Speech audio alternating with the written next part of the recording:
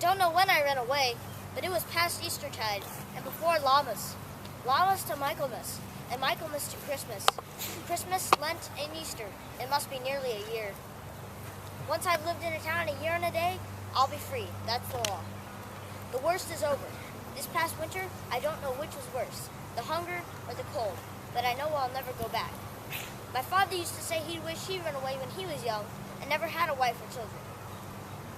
Once there's a mouth to feed, He'd say to me, you're a slave for life. Work until you drop down dead, just to feed your children.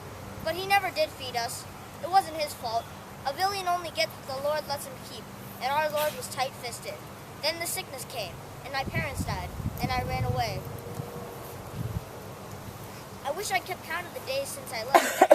Once I'm free, I can start looking for work, town work, the kind that gives you money and not old cabbage leaves or dregs of beer. And I'll have someone teach me how to make ropes, or barrels, or meat pies. That'd be the best to work around food. Someday, I'm going to buy me one of those meat pies, one that's hot, and eat it all at once.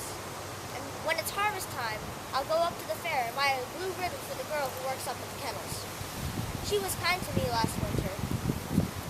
I had been thieving and doing odd jobs, but the snow had been going 3 days. There was no work to be had, and everyone was forbidden. I took shelter in the kennels. She came in to feed the dogs, and they jumped up baying, and I huddled in the shadows. But she saw me. She walked past them and dipped her hand in the bowl of dog food, held her hand out to me. I ate it all, and she gave me more. And even as I was eating, I realized how queer it all was.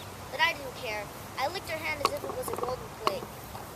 I stayed out of sight as best I could, and she gave me food from time to time. She told me the names of the dogs. She likes the puppies best, and she looks like a bit like a pup herself. Long, shaggy hair that goes past her shoulders, like ears, and her hands are covered in tooth marks.